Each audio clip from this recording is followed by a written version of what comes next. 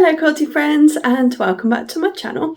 My name's Rachel and I make videos about quilting and my creative life. Anywhere that you can find me on the web is listed down in the description box below. Depending on what device you're watching on, you access the description box by either pressing the three dots next to the video title, or there might be a little down arrow that you press and all of the information will come up below. Today I'm coming on to share with you making the second block for the Lori Holt Home Town quilt. Me and the Orchid Craft Room over on Instagram are co-hosting a little quilt along, sew along, where we're making one of these blocks a month. The original sew along was hosted by Lori Holt last year and she did one a week. We're taking it easy and doing one a month. This is the second block, and in this video I'm going to show you how to add some personalising little touches to the quilt, and I'll share with you the process of how I went about making this. This block is my second block and I absolutely adore the quilt.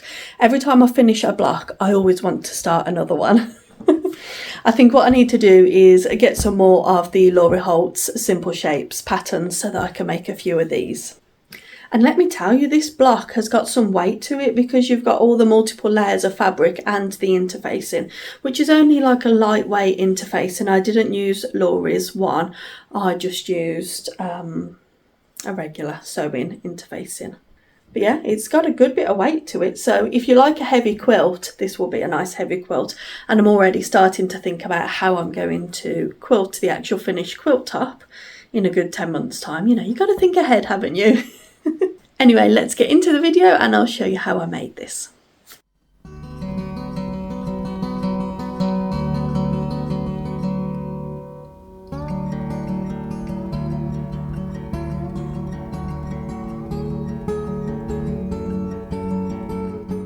I have all the supplies needed for this project contained within one project box, so that includes the pattern, a layer cake, some fat quarters, a few bits of scraps that I feel would go with the quilt, and then also these So Simple Shapes templates. I generally like to use gift boxes to store my projects because I find that you can get them really affordably and in a variety of designs. Today we'll be working on the topiary house of this quilt. Last time we did the flag house and this was that one. I decided to omit the flag on this house. So all I do now is pick out fabrics that I think will go really nicely with the block. I use the pattern as a guide for the fabrics, but then I add my own little spin on it where I can. So this one is a pink house, which you'll know I will be fond of. And then I decided to go through my scraps and add a pinky red roof. I think it would be possible to make this quilt entirely from scraps, but I'm happy to have a central line of fabric, which is the Moda 30s Playtime, and then I'm adding little bits in of scraps where I feel appropriate.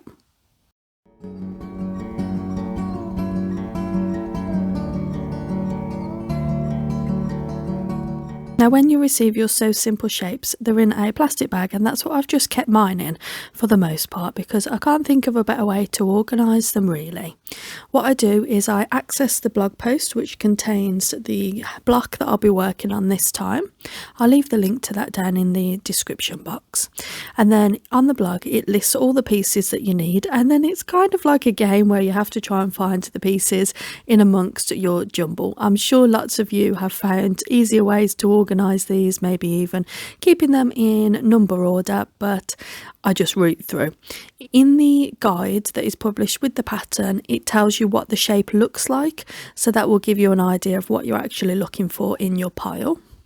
I knew that with this block I wanted to try and personalise it where I could.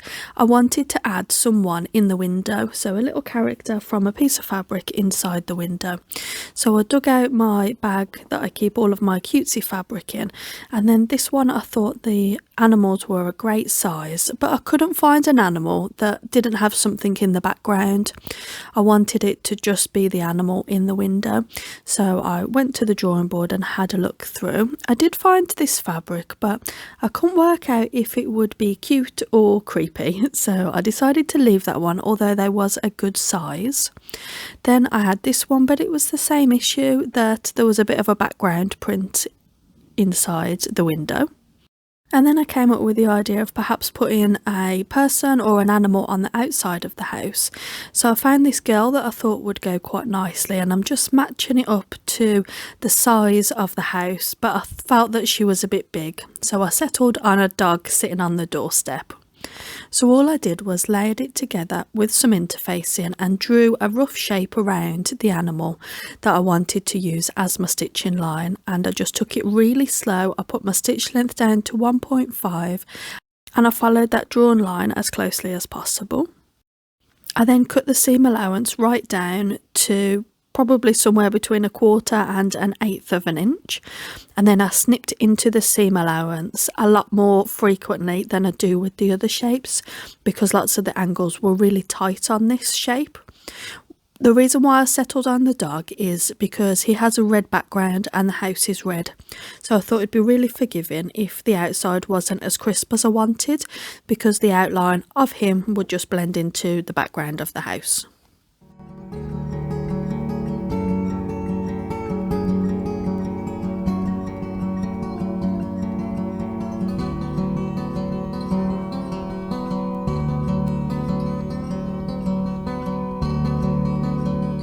And then you just follow the same process for the interfacing applique as all of the other shapes, just pressing through with a pointy tool, being as careful as you can not to poke through the interfacing. So when I'm poking, I'm always poking against the fabric because that is stronger.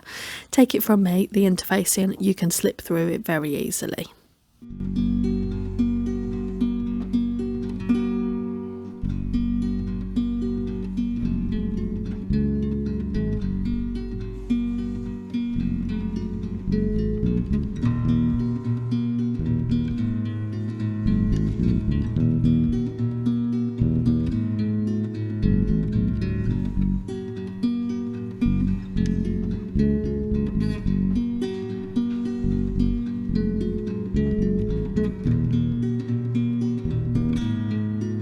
And then it's just a case of repeating the same process and sewing along the drawn line for each of the shapes that Lori lists in her blog that is needed for this piece. Again, just use her blog just to choose colour placement and things. When sewing curves, I find it best to go as slow as possible, 2 or 3 stitches at a time, stopping, adjusting the piece and then just rotating it that way. I decided to leave this clip in on real time so that you can see how slow I tend to sew the curves.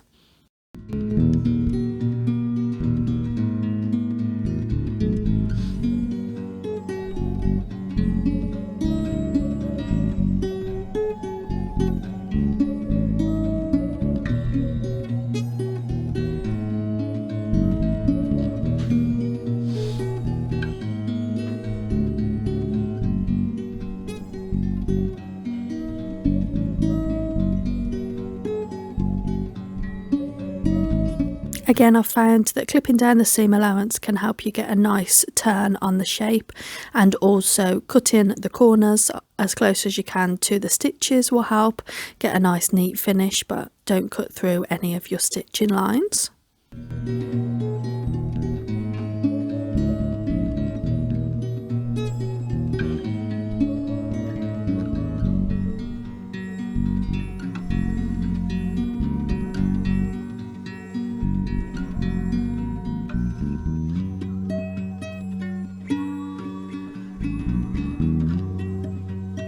So I've just got done ironing all the pieces once I've flipped it through, and I wanted to tell you how amazing these are. So this is a clapper that's designed especially for quilt blocks. So it's not the thin clapper, it goes over the whole block. I think this is 9 inches square. Is brilliant. It is very heavy, so I use it in combination with my wall pressing mats on top of my ironing board, and it just sets everything so crisp. This is the first time that I'm using it with this form of applique, but I've been using it for my quilt blocks and it makes everything so flat. I do definitely recommend it. This one is by Millwood. They are heavy, but very much worth it. And then it's time to lay out all of the shapes. I have a little practice run at laying everything out before I then follow the measurement instructions in Lori's blog, just so I can see that I like how everything looks, I like the colour placement, that type of thing. On this one, I did decide to move the windows down because the ground floor windows were quite high. I thought that there was high for ground floor, so I just moved them down a touch. And that's what you can do in this. You can adjust anything that you like. It is your own pattern and you can make a little personalised spin on it, and then every block that you do will be nice and unique.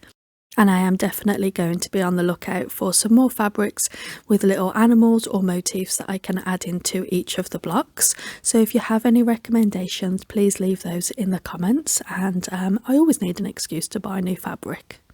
Most of the fabric that I was rooting through earlier to find some motifs was from Rose Garden Patchwork.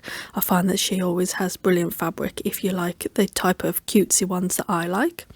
Once I've laid that out, I'll then work on doing my bias strips, which is my least favourite part of this quilt pattern, but it does have to be done. And then I use Roxanne's Base Stick glue just to add dots of glue all the way along the edge, just to tack it all in place, ready for applique. And then because I'm using a foam board as a design board, you can then pin straight into that, and it just makes sure that you get a really nice adhere with the glue.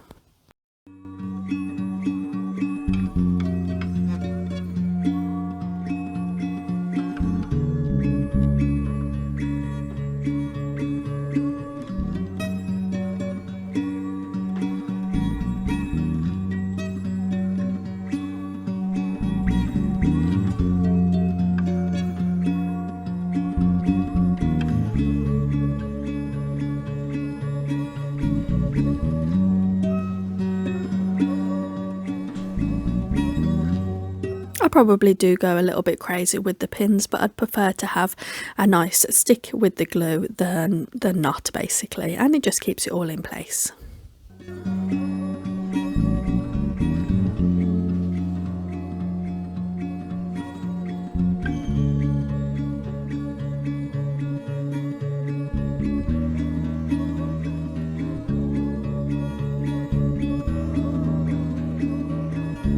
Several days had then passed before I had the time to be able to pick the block back up and get sewing, and in that time I'd been looking at the block and I didn't like the doorstep. I thought that it was too big and perhaps I needed to put it behind the house to make it a little bit smaller. I tried to peel back the glue, and whilst it did peel off really easily, there was a bit of glue residue left. So because I wanted to change the position of the doorstep completely, you would have still been able to see the glue residue against the house, so I decided to just leave it where it was. The glue definitely is repositionable. If I had maybe put the doorstep on wonky, I could have peeled it off and repositioned it, but because I was going to expose where I had put the glue, I didn't want to do that because there was a little bit of residue that I wasn't happy with. But perhaps I'm a little bit heavy-handed with the glue, because when I come to remove this block from my design board, some of the glue had stuck through into the wadding. It was no problem, I could just tease it out, and it probably is where I have put the pin directly on top of the glue, so it's pushed the glue through to the wadding. But perhaps I'm a little bit heavy-handed, but I wanted to leave that in because I like to be realistic and show you the troubles that I run into with my sewing, just so you know that you're not alone if you also have issues. To stitch the shapes down, I'm using a blanket stitch on my sewing machine, and I am trying to match the thread as closely as possible with a limited selection of threads that I have. Just because I'm doing a blanket stitch, this will be visible over the edge of the block. However, when I'm actually sewing the interface into the fabric, I'm just using a neutral thread. I don't need to worry about matching that thread because you won't be able to see it.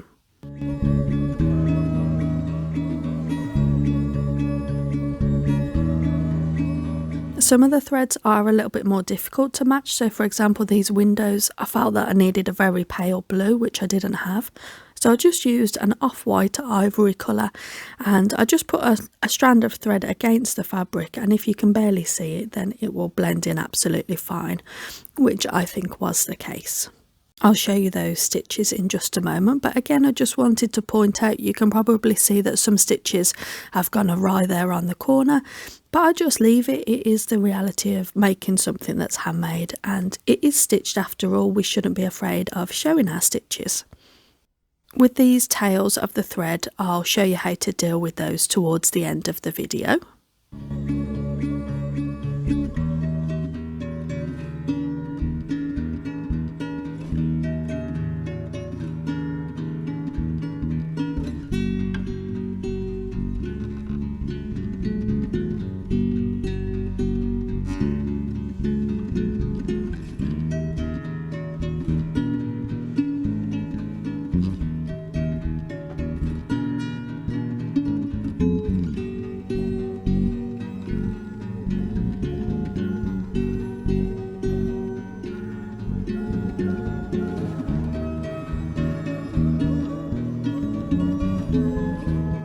So now that everything is stitched down, let's deal with all of these tails that are over the project.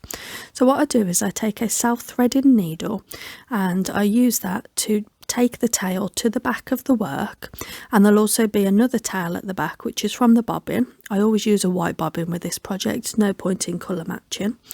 And then I just tie a knot, whichever knot you prefer, but try and do a double knot to make it nice and secure.